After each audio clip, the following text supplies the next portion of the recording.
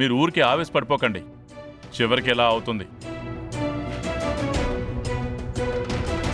మీ ఆరోగ్యాలే పాడవుతాయి. Take care.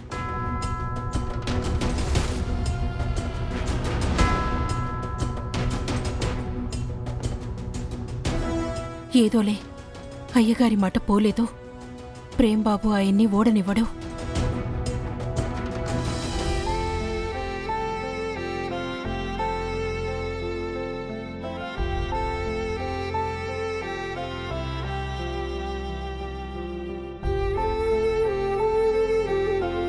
Harsha ఏంటి అలా ఉన్నాడు? ఫోన్లో ఏం చేస్తున్నాడు?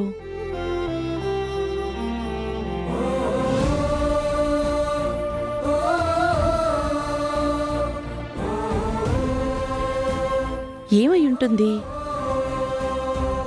ఎవరికి ఫోన్ చేస్తున్నాడు? సీను, నీకు ఫోటోలు పంపించాను, చూసావా?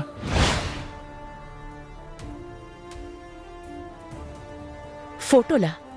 ఎవరికి? ఆ 2 ఫోటోలు రేపు న్యూస్ పేపర్లో ఫ్రంట్ పేజీలో రావాలి. ఫ్రంట్ పేజ్లో రావాలా? కొంపతీసి చంద్రికది ఈయనది ఫోటోలు వేసి చంద్రిక కూడా నా భార్యేనని ఊళ్ళో అందరికీ తెలియాలి అనుకుంటున్నాడా? వాళ్ళది రేపు మొదటి వర్ధంతి శ్రీను.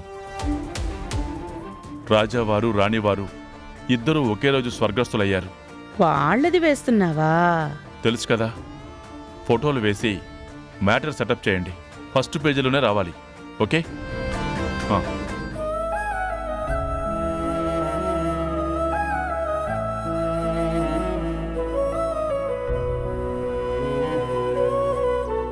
బాధపడకు హర్ష. అప్పుడే వాళ్ళు చనిపోయి 1 year అయిపోయిందా? ఆ దుర్ఘటన జరగకుండా ఉండుంటే ఎంతో బాగుండేది. నాతో పాటు ఎంతో మంది అభివృద్ధికి కారణమైన మనుషులు అంత అర్ధాంతరంగా తను చాలిస్తారనుకోలేదు.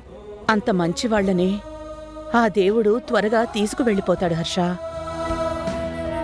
వాళ్ళు కారణజన్ములుగా మిగిలిపోతారు. పేపర్లో వేయించి నీ సంతాపాన్ని తెలియజేస్తున్నావుగా. వాళ్ళెక్కడున్నా వాళ్ళ ఆత్మలు సంతోషపడతాయిలే. నువ్వు ఫీల్ అవ్వకు హర్ష.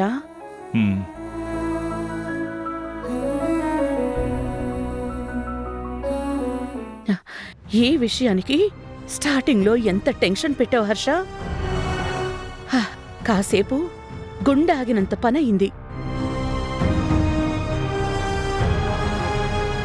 అవును, రాజావారు రాణివారికి రోజా మనవరాలంటుంది కదా, మరి వాళ్ళు చనిపోయిన తారీఖు హర్షకి గుర్తుంది గాని రక్త సంబంధం అయినా రోజాకి తెలియకపోవడమేంటి? ఈ టాపిక్ నేను తీసుకురాను. రాత్రి వరకు చూసి అదేంటో తేలుస్తాను.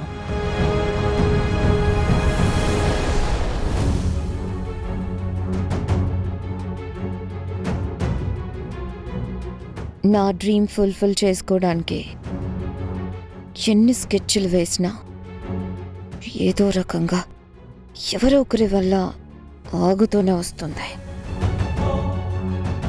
ఈసారి ప్రేమ్ వల్ల. ఇక ప్రేమ ఓడిపోయేలా రూట్ మ్యాప్ రెడీ చేయాల్సిందే. అప్పుడు మిగిలిన 49% ఆస్తి మొత్తం మాకే వస్తుంది. ఇది ఫ్లాప్ కాకుండా ప్లాన్ చేయాలి.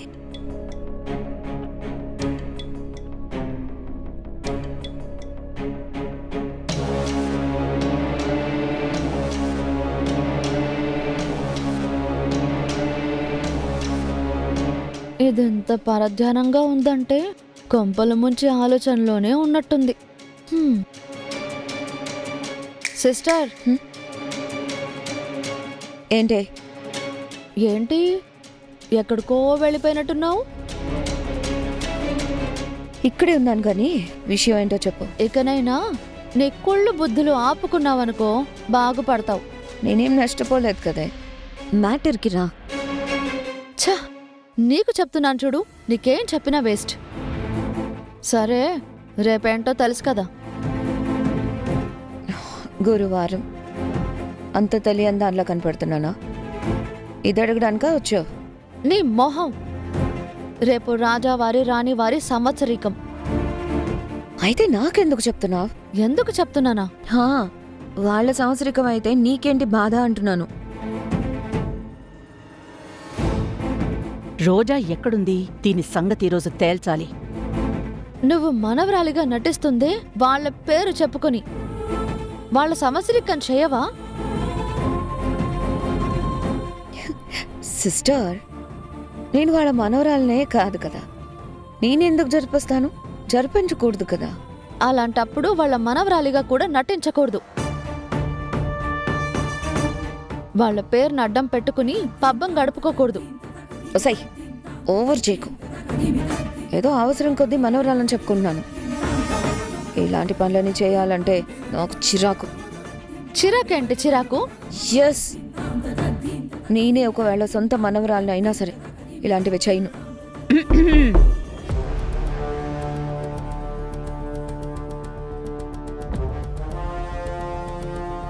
ఈ రమాదేవి వినేసిందా?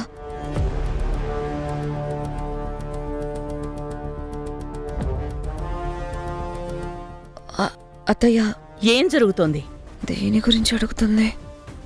వినేసారా ఏంటి? నిన్నే రోజా. దాంతో ఏం మంతనాలు జరుపుతున్నావు? అయితే వినలేదా? ఏం లేదు అత్తయ్య. ఏం లేకుండా ఈ టైంలో ఇక్కడ మీటింగ్ ఎందుకు పెడతారు? చెయ్యను అంటున్నావు ఏంటది? ఓ, ఆ ముక్కొక్కటే వినిందా? నిన్నే. అదే అత్తయ్య, రేపు మా తాతయ్య అమ్మమ్మల సంవత్సరికం ఉంది. చామంతికి ఆ పనులు అప్పు చెప్తున్నాను. గ్రాండ్గా చేయాలి, సింపుల్గా చేయను అంటున్నాను. అదే మీరు విన్నట్టున్నారు. దాన్ని నిలదీయడానికే వచ్చాను. ఇది అదే పనిలో ఉందా? ఏంటత్తయ్య? ఏం లేదులే. అసలు నువ్వు నా దగ్గర కదా డిస్కస్ చేయాలి. హర్ష చెప్పే వరకు నాకు కూడా తెలియలేదు. ఓ, మర్చిపోయానేమో అని గుర్తు చేయడానికి వచ్చారా అత్తయ్య?